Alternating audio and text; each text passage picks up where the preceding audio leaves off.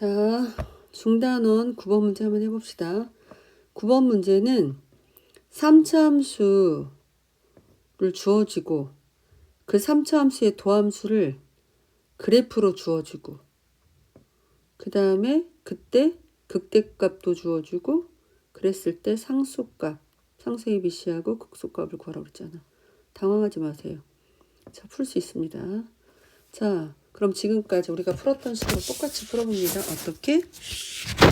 3차 함수 1번, 3차 함수의 그래프가 3차 함수식을 보고 그래프의 개형을 그린다. 두 번째, 도함수를 구한다. 3x의 제곱 플러스 2ax 플러스 b 도함수죠. 그때의 도함수가 0이 될 때 x값을 구한다. 그러려고 보니까 미지수가 두 개나 있어요. a값, b값. 몰라. 알아야 우리가 이걸 할 수 있는데. 그런데 보니까 바로 도함수의 그래프가 나왔는데 그때 도함수의 보니 이 도함수의 그래프가 x축과 만나는 점이 0하고 4더란 말이야. 그 말인 즉슨 그때의 x값이 0 또는 4라는 말이죠. 자, 너무 못생기게 됐네요. 좀 지우고 이 도함수의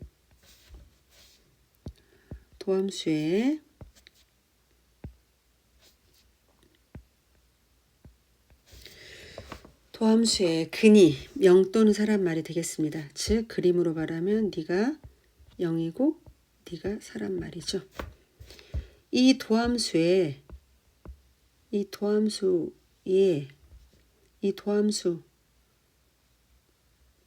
x값, 즉 근이 0 또는 4가 나왔다 이 말이에요.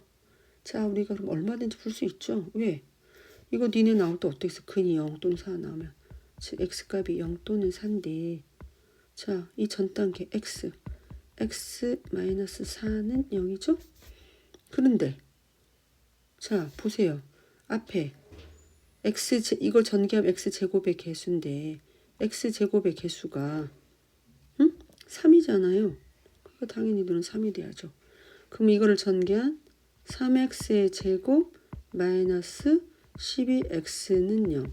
이게 바로 우리가 지금 구하는 도함수의 식이 되었습니다.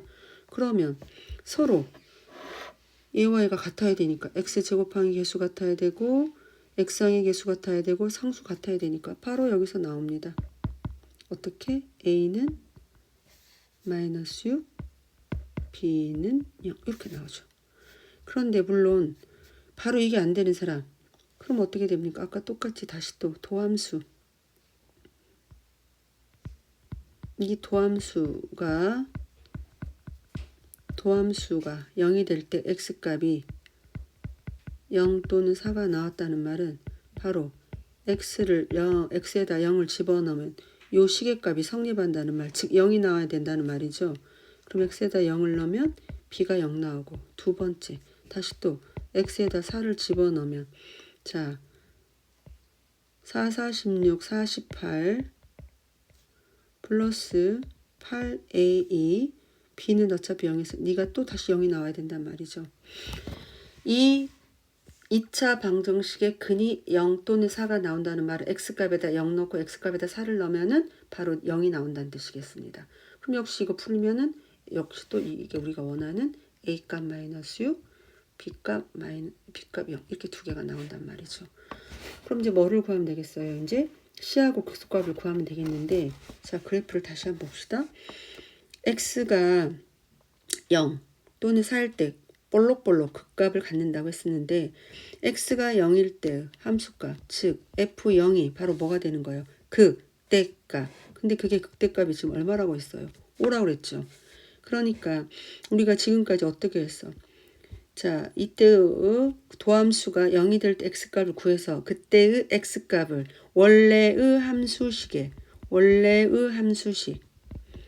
원래의 함수식에다 집어넣으면 바로 우리가 원하는 극대값 또는 극세값이 나왔잖아요. 그래서 첫 번째 x에다 0을 넣으면 x를 0을 넣으면 다 사라지고 c가 남는데 그게 바로 얼마가 된다? 5가 된다. 극대값.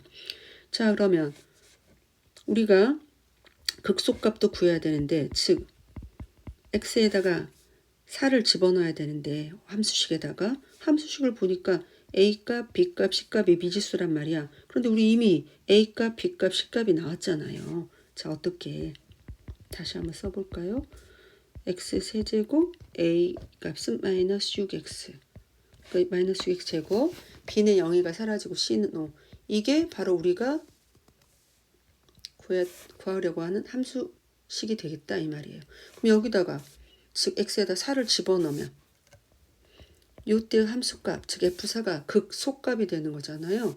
그럼 여기다 그대로 집어넣으니까 64 마이너스 96 플러스 5 이게 바로 극소값이 나오겠죠. 극소값이 나오겠죠. 얼마가 나오냐? 마이너스 27. 자, 그러니까 다시 한번 잘 써보면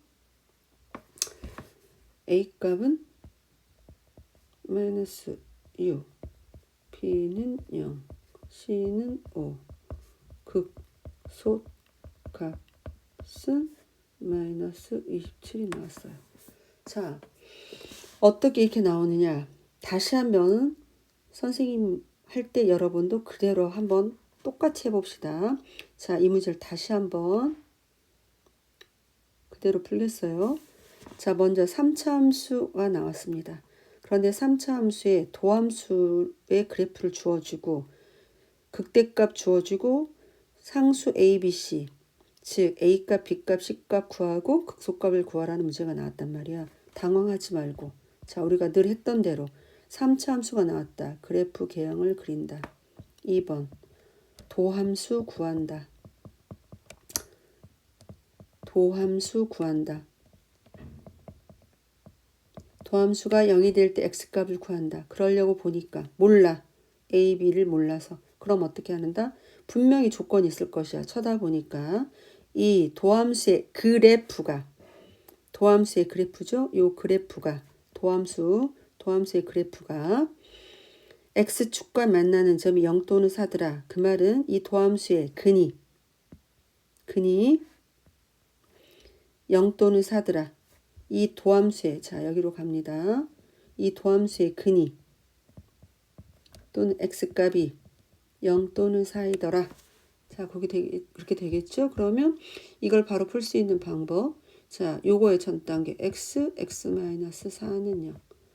그럼 이걸 전개하면 되는데 보니까 x제곱 항의 개수가 3이더라. 그래서 여기다 3을 그래야 똑같으니까 이 도함수식이니까 이 그래프의 도함수가 바로 너라고 그랬잖아. 그러니까 너를 전개 3x의 제곱 마이너스 12x는 0.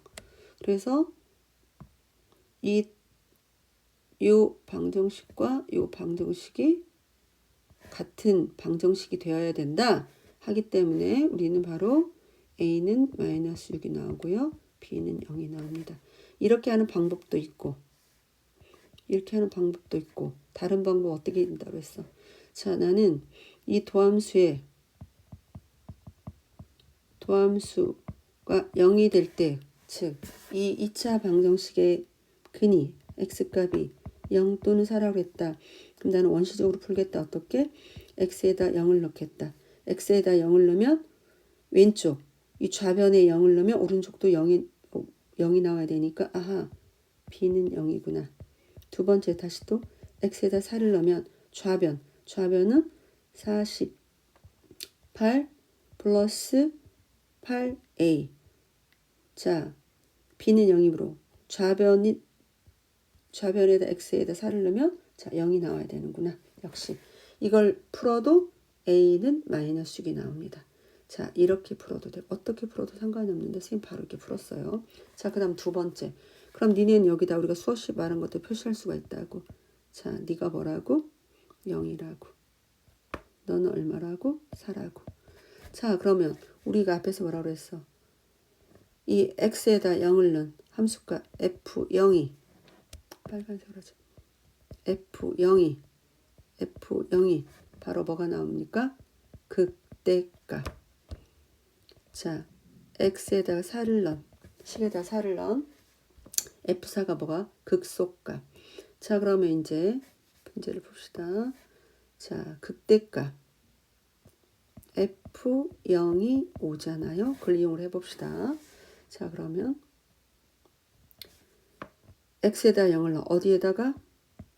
함수식에다. 함수식은 x의 세제곱 플러스 ax의 제곱 플러스 bx 플러스 c입니다. c입니다. 자, 그러면 여기에다가 우리가 방금 x에다 0을 넣는다고 했으니 x에다 0을 넣으면 x가 다 사라지고 c만 남아. 그런데 이게 극대값이 된다 그랬으니까 아, c는 5구나. 코로 우리가 원하는 fx식이 탄생했죠. 어떻게? x의 세제곱 마이너스 6x의 제곱 그 다음에